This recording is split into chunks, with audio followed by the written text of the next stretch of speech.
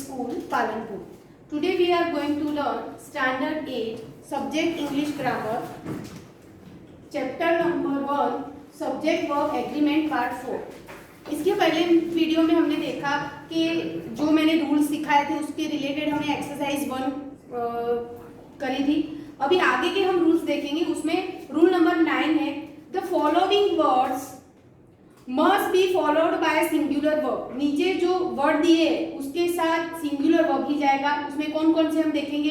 Each, either, neither, everyone, anyone, no one, one, someone, anyone, anybody, somebody, everybody, many a. आपको यहाँ पर ये ध्यान देना है कि मैनी अकेला नहीं है, मैनी अ, क्योंकि आगे के रूल में हमने देखा था कि मैनी के साथ प्लूरल आता है, but here is many a. भी आ सकता है, एंड भी आ सकता है. तो एग्जांपल हम देखेंगे. Mister Das has 3 sons, each has. तो ईच वर्ड आया है, that's why we are putting has. Each has a bicycle. Next, one of my books is lost. यहाँ देखो ऊपर वन वर्ड दिया है और यहाँ पर भी वन है. तो one of my books is lost. यहाँ वन है, that's why we are putting a is singular.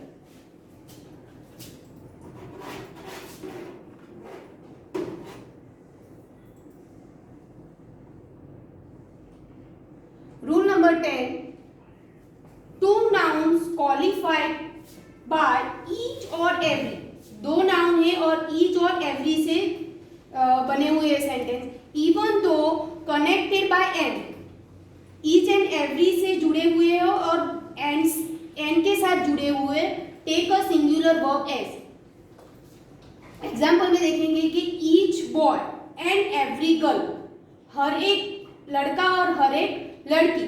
तो यहाँ पर भले एंड से जुड़े हुए, हमने आगे के रूल्स में देखा था कि एंड से जुड़े हुए हो कोई भी दो सिंगुलर नाउन तो उसके साथ प्लूरल जाता है. लेकिन यहाँ पर क्या है कि each, every boy and every girl, जब ईच एंड एवरी से जुड़े हुए हो और उसके साथ एंड आता हो, फिर भी वहां पर हमें क्या रखना है? सिंगुलर वर्ब रखना है.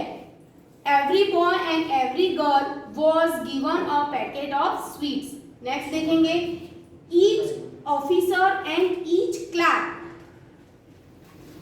of this office is corrupt. यहाँ पर each and every से जुड़े हुए हैं दो नाउन और and से जुड़े हुए हैं, तो इसके साथ हमें क्या रखना है? Singular verb is.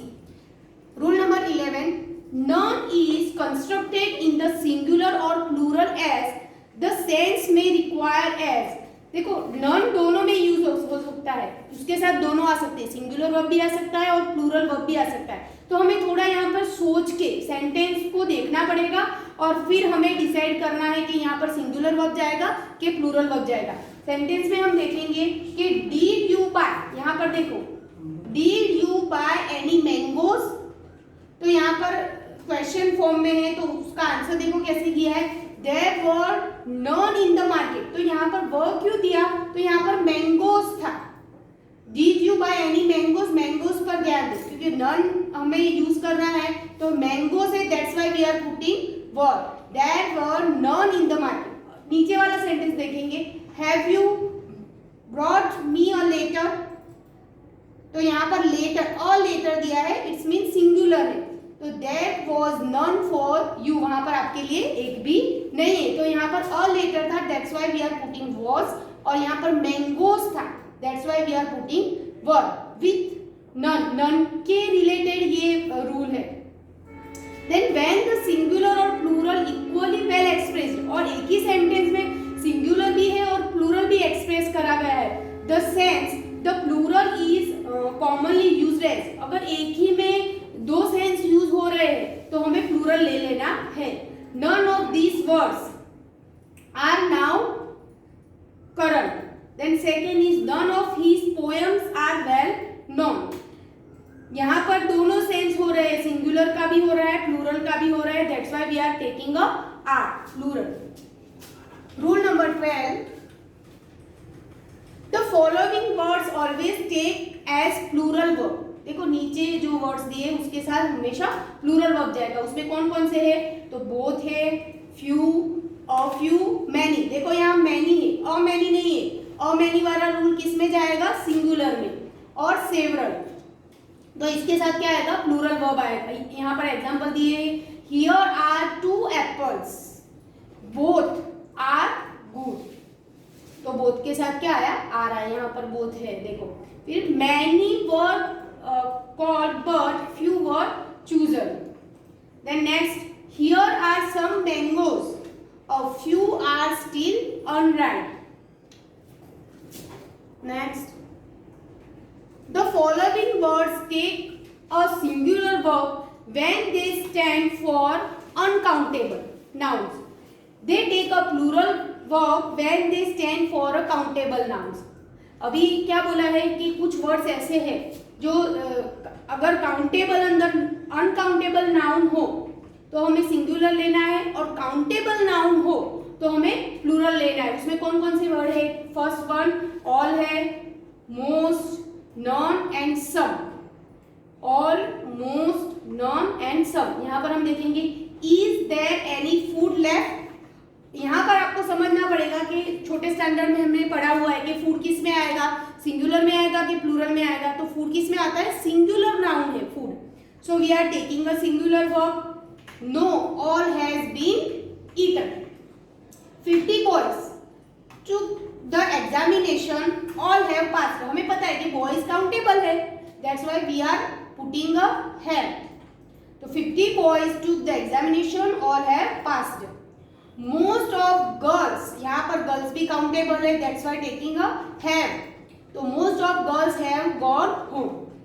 Last one, most of the money has been spent. अभी यहाँ पर आपको एक रूल समझने की जरूरत है कि मनी जो है वो अनकाउंटेबल में आता है, क्योंकि हम कैसे क्वेश्चन पूछते हैं, how much money you have, है ना। तो मनी जो है वो अनकाउंटेबल में आएगा, लेकिन जब भी रुपीज होगा, ध्यान रखना ये बात कि रुपीज है तो हम क्या पूछते हैं, हाउ मैनी रुपीज, है ना। तो अगर रुपीज हो तो हमें वो प्लूरल में लेना है, लेकिन मनी जहां पर आप देखो, कोई भी सेंटेंस में मनी वर्ड देखो तो वो अनकाउंटेबल में आता है, that's why we are taking a singular verb. Most of the money has been spent.